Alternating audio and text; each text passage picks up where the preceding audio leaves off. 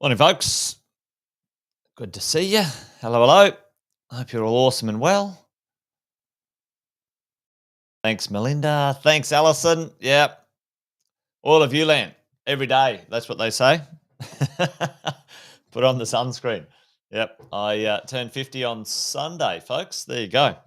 Halfway there. Well, as far as I'm concerned, I don't feel 50. That is for sure. That's for sure. Had a lot of fun. Thanks for all the well wishes from everyone. Fantastic. Great to see everyone here this morning, though. Sharon, Alison, thank you. Melinda. Thanks. There we go. Louis, good to see you. Yes, indeed. Kevin, all the way from Florida. Well, there you go, folks. The big wheel keeps on turning, as it does. So welcome to another Wealth Coffee Chat. Great to have all of you on this morning with me. Do this each morning at about 8:10. Most of you know who I am, but I'll do the quick intros if you don't already know. Jason Witten's my name. And we've been doing these Wealth Coffee Chats for a little while now, a few years, and each morning, 8:10 or thereabouts, we get together, talk about the idea of property investing, going the distance. It takes time. It takes time. For most of us, just so we all know, the idea is a minimum of a 15-year good run at this thing called property investing. I like the idea of you buy well and you don't sell ever. Good friend of mine, good buddy of mine says strategically sell if required, which I agree with for sure. But today I thought we would talk about the idea of buying things, how we purchase real estate. And there's a few kind of categories. Hey, morning, Aaron. Morning, Deb. Great to see you. There's a few categories of how we purchase real estate in the way we buy real estate can help us be set up for acceleration of wealth, equity, growth, etc., etc. Now, over the years, we've done a fair few property transactions. Hey, morning, Luke. Good morning to you, mate. We've helped clients buy many, many, many thousands of properties. Many, many owned in our own right between myself, Sam, and all of our coaches. So along the way, we reckon we've got some experience. Right now, you guys, our clients, people who are in our coaching and mentoring program, own over 10,000 properties across Australia and New Zealand. So we've done some research, we've done some study, and Sam Saggers, puts together this concept, which is our 4x growth plan when it comes to real estate. So I want to talk you through that today. I want to talk you through this idea of how we buy real estate can matter. And one little strategy for the moment has been pretty good in the last little while, which has helped people buy real estate, take control of it, put down a small deposit, and then end up a couple of years later with, across a number of properties, $1.4 million worth of instant equity. Not instant, instant. Well, it takes time, but put that in the chat. What type of buying strategy, what type of way these investors purchased this type of property, this property, allowed them to put down a deposit. Morning, Brendan. Put down a deposit and then wait. Morning, Brendan. Put down a deposit and then wait for time to do its thing, and created a sizable gain in equity in the meantime. And we've got a few people here into it. Right, off the plan. Yes, buy and hold. Yes, well, it's a combination, to be honest, isn't it? Off the plan, buy and hold. Yes, that's the strategy. So today I'm going to talk about that, but we do have a number of strategies that fit into this, and why I think. Oh, let's get rid of that piece on the back. We'll do that for the moment, so that disappears it. There we go. Why I think that this strategy is a fantastic strategy. We've used it for many years. So there's five strategies we look at or talk about when it comes to buying property. And they come in the way of using other people's time. How do we get value from using other people's time? Well, off the plan, other people's time, strategy number one, off the plan pre-construction, which is somebody's designed a property, we put down a deposit, and then over time, 12, 18 months, 2 years, whatever that is, the developer or the builder delivers the property, right? And that one right now has delivered some fantastic growth for our clients. And I'm going to tell you, I'm going to say right now, I think it's going to continue to deliver some pretty significant growth, right? So there's ones, other people's money, discounts and abatements or rebates, other people's designs, building a house, knocking down old ones, amalgamating. Sam and I just did a 2-bedroom plus a 1-bedroom, and we turned it into a 3-bedroom in a block of apartments, because the most undersupplied real estate when it comes to apartment living right now is a 3-bedroom apartment, which is interesting. So I'll do a little thing on that. Joint ventures, armchair developments, and do-it-yourself stuff like DIY development, DIY renovation, or a subdivision, or a strata subdivision, okay? But today, I'm going to talk about other people's time. And you can see in the growth module here, we're aiming at about a 10%. You can kind of gain about a 10 to 20% version on how you buy the real estate when it comes to your growth. Now, the other drivers in this is like your location.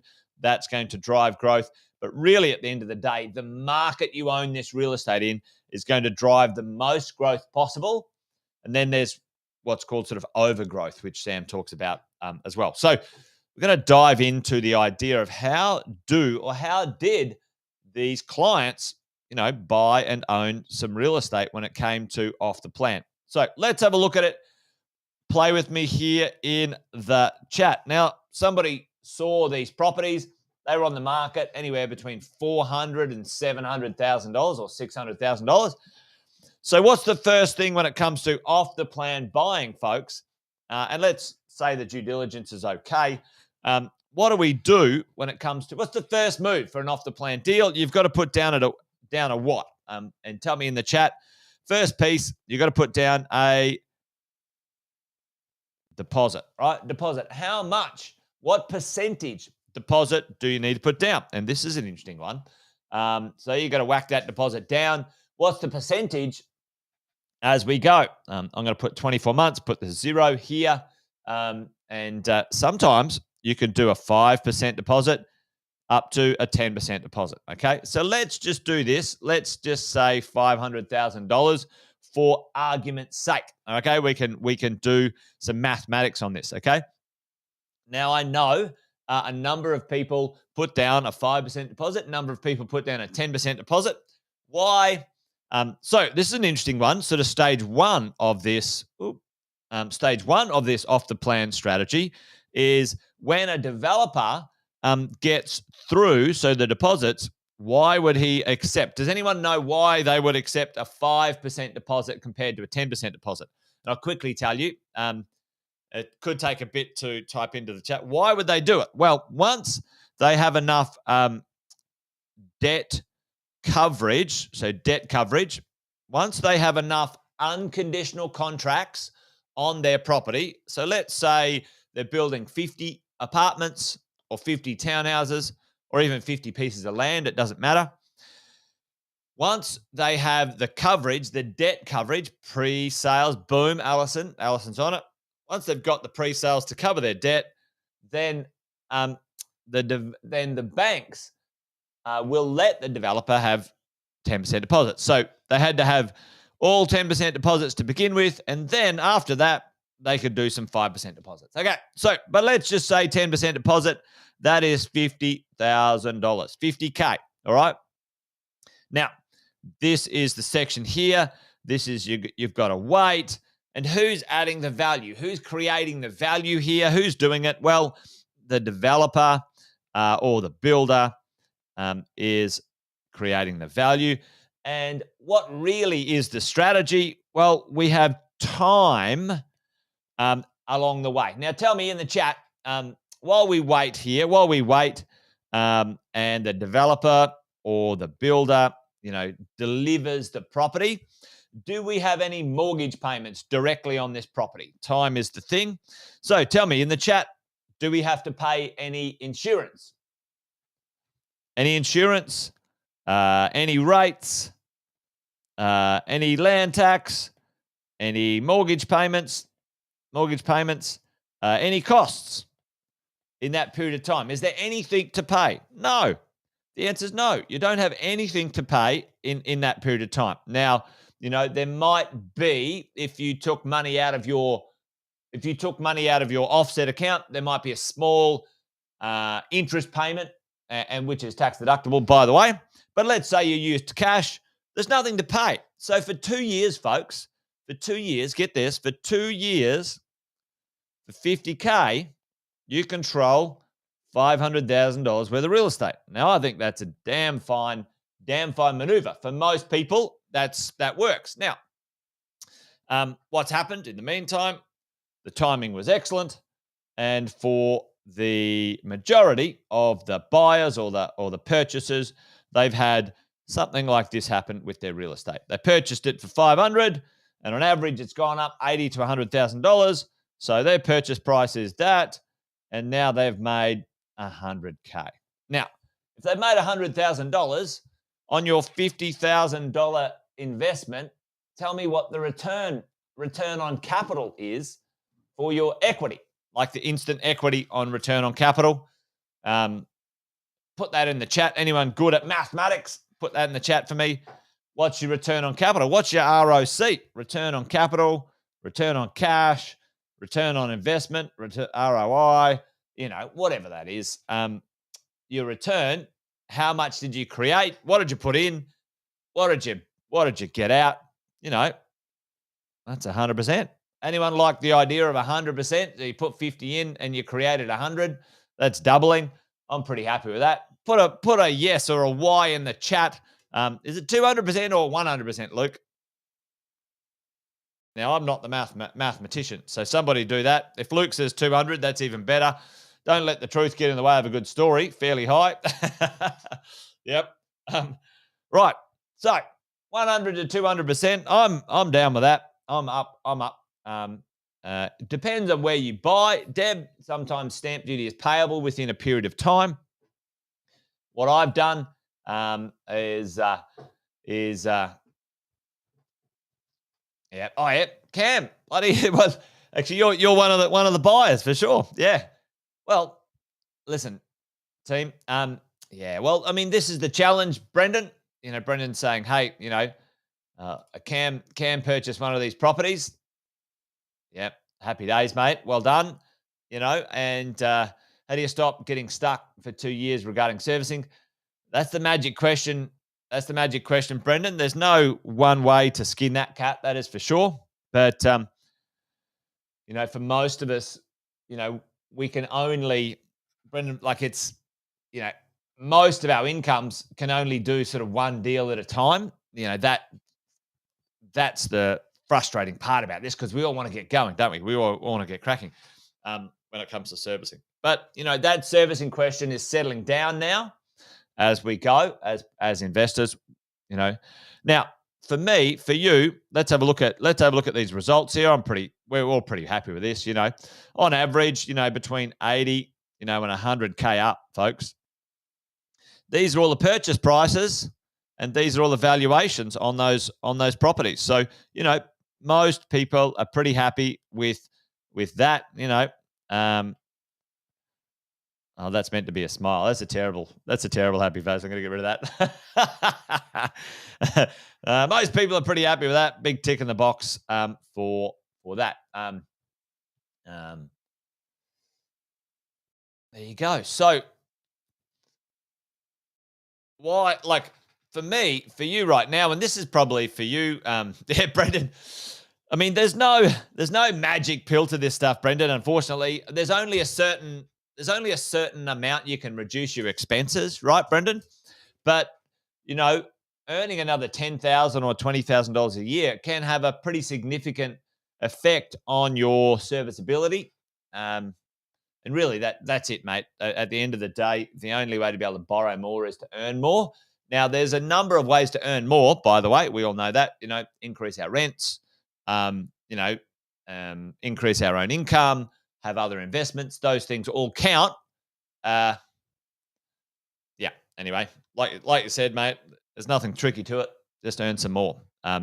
So why do I think this strategy will continue to pay dividends? Put it in the chat for me, folks. Do you think this strategy right now is cooked? That's it. Nah, off the plan, blah, blah, blah. Now, many places, I mean, Luke's talking about the CavCorp development. You're in great hands there for sure, Luke, 100%. Do we think that this strategy will continue to work? I think so. What are the risks? What's the upside? What's the downside? Like Alison said, there's some risks in this type of strategy also. All right. So let's say you buy it for 500, and let's say along the way it goes down to 450. All right. Now, by and large, the value doesn't drop, or the value technically doesn't go up. Like, the valuers are a little bit more au fait with saying, hey, it's worth this or it's worth that. And I've done a bunch of stuff on valuations and valuers, but this certainly can happen also. That for many people is a concern or a worry when interest rates are a bit higher now and people's ability to borrow is a little bit less. So how would we, let's do this, how would we, confidently move into the future and purchase the right real estate and think, okay, well, maybe in the future, this strategy would work for me too. Let's have a quick look at that. I've got a truckload of data in here, but we might go a little bit over time this morning. But, let's say we have this in 2 years' time. Let's say 36 months, 2 to 3 years' time. How would that work? Well, number one, you want something of great quality, excellent quality. You want good stuff. You want the right location. You don't want to be a million miles from anywhere. And number three, you want it to make sure it has a good return. Now, the cash flow on that quality, it needs to be owner-occ quality, owner-occupier, not an investment property built for investors. It needs to be built for owner-occupiers, but you're making it an investment. Location needs to be, you guys know the drill with this stuff, a high walk score, a really good walk score, et cetera, et cetera. And for me, the return I want to be able to, at the minimum, furnish it, and or if it's capable, short let. Okay, that's what I want to look at for my off the plan properties right now. So let's just say right now we've got interest rates at say 6%, and you put down a deposit today. Now it's going to land, let's say, in 36 months. Interest rates go up and they'll come back down, right? So I think this is going to be a great strategy when it comes to understanding the marketplace. Interest rate's going to be a bit lower. What's going to happen over here? All right. Now, what we're already seeing, and I'll quickly show this because I'm out of time. What we're already seeing is that we've had 500,000 people come into Australia since the borders were open, and that's only going to continue. 500 permanent migrations and student migration. The completions, check this out, apartment completions and housing completions, or in general completions, very low. We've got our lowest supply in a long time. But I want you to just have a look at this. This is the weekly asking price of properties in Australia right now. And you can see it. You can see this. Why is it that apartments are kicking off while houses are going flat? Folks, tell me in the chat. Tell me in the chat, what do you guys think? Tell me. Why are apartments kicking off right now in value? Now, that's the whole nation. That's the whole nation, right? So, obviously, different cities and different places. Why are apartments going up in weekly asking prices for sale? So, apartments are starting to kick off and go up where house prices have steadied out or going sideways, all right? And if you have a look at this, check this out, right? 12-month rolling change of apartments asking prices up 7%. House prices, 12-month change, flat or sideways. Lower prices, more affordable. Dang. Dead right, Luke. That is exactly what's happening. And folks, have a look at the distance between the gap of apartment and house prices between here, let's say 2019, and let's have a look at the distance between house prices and apartment prices there. Almost double in value, almost double. Lower entry point, absolutely, Tanya, dead right. Lower serviceability, so people can borrow less. Houses are not going to come down in value. They're not, okay? Do I think the push to build more dwellings will cut the big finfluencer attempt to slow inflation? I don't know. I don't know, Brendan. I'm going to bring Andy Fenton in on Friday and we'll talk about that because you know what's actually happened with inflation, up 6 to 7%, wage prices have actually, unless you've got a pay rise, technically your buying power has gone down. So anyway, there you go. Anyway, I think I've gone a little bit over time today, folks, but here's the takeaway for me. The takeaway for you is I'm actually very confident and very bullish that an off-the-plan strategy would work absolute wonders right now because you would jump over this 2 to 3 year gap in this interest rate uncertainty. Lower land tax. Yep, dead right, Luke. You can often get a much better location with the right type of medium density property too. So you can get a bit closer to the city. You can get closer to trains, infrastructure, stuff like that. So now it doesn't mean houses don't work either. I love houses. I'm a big fan of having land content. But like Luke said, you mix it up. You mix up good location with good real estate and you have the best of both worlds, folks, the best of both worlds. There you go. All right. Well, listen, I'm a big fan of that strategy.